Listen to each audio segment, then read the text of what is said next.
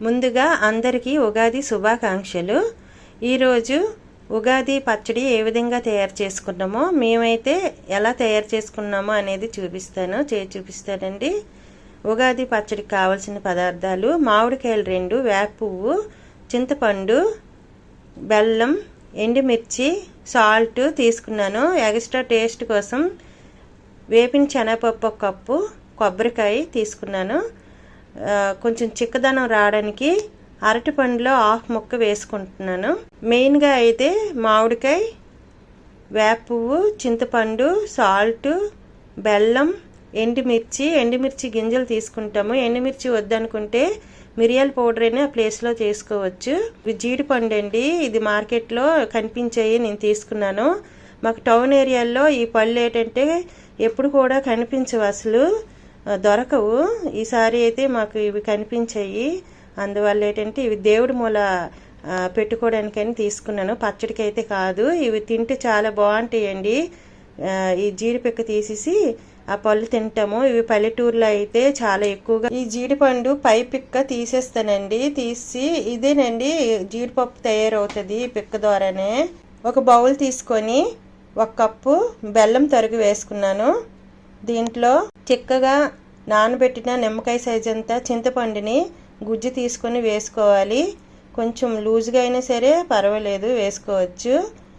లేత మామిడి పిందులు తీసుకోవాలండి. మరి లోపల టెంకు కట్టినవి కాకుండా అవైతే కొంచెం పులుపుగా ఉంటాయి. ఇలా లేతవైతే బాగుంటాయి. పై చెక్కు అంతా తీసి చిన్న చిన్న ముక్కలు కట్ చేసుకుని, నేనైతే 2 మామిడికాయలు తీసుకున్నాను. వేప పువ్వు కొంచెం 1 స్పూను అంతే, ఎక్కువ తీసుకోకండి, చేదు ఎక్కువగా ఉంటుంది. శుభ్రంగా వాటర్లో కడిగి తీసుకోవాలి. ఇవి ఎండుమిర్చి లోపల సీడ్స్ గింజలు ఉంటాయి కదా, గింజలు వేసుకుంటున్నాను. ఆ ప్లేస్లో మిరియాల పౌడర్ కూడా వేసుకోవచ్చు, ఎండుమిర్చి గింజలు వద్దనుకుంటే. కొంచెం సాల్ట్, ఎక్కువ అవసరం ఉండదండి, కొంచెమే వేసుకోవాలి. మేమైతే ఇదే విధంగా చేస్తాము. టేస్ట్ కోసం కొబ్బరి 1 కప్పు కొబ్బరి ముక్కలు తీసుకుంటున్నాను. వేపిన శనగపప్పు ఉంటుంది కదా, చట్నీ పప్పు అంటారు, అది 1 కప్పు శుభ్రంగా వాటర్లో కడిగి అవి తీసుకోవాలి. ఇవన్నీ టేస్ట్ కోసం మేము కలుపుతాము. ఈ ప్రతి సంవత్సరం అయితే మేము ఉగాది పచ్చడి ఇదే విధంగా చేస్తాము. ఇంకా చిక్కగా రావాలనుకుంటే అరటిపండు ముక్క చిన్నది కలుపుకోవాలండి. అవసరమైతే కలుపుకోండి. ఈ మొత్తం చేత్తో కానీ గరిటతోనైనా సరే మొత్తం కలుపుకుంటే మొత్తం కలుపుకోండి. ఒక 10 నిమిషాల తర్వాత పైన వాటర్ లాగా బెల్లం అంతా కరిగి వాటర్ లాగా రెడీ అవుతుంది.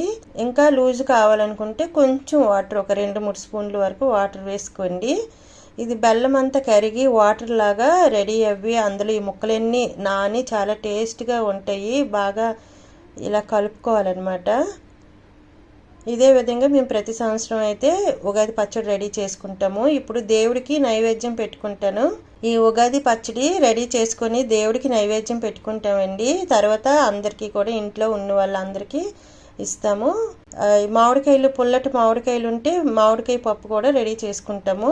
ఈరోజే పుల్లటి మామిడికాయలతో మామిడికాయ పప్పు కూడా రెడీ చేసుకుంటాము. ఈరోజు ఉగాది స్పెషల్ ఉగాది పచ్చడి రెడీ అయిపోయినట్టేనండి.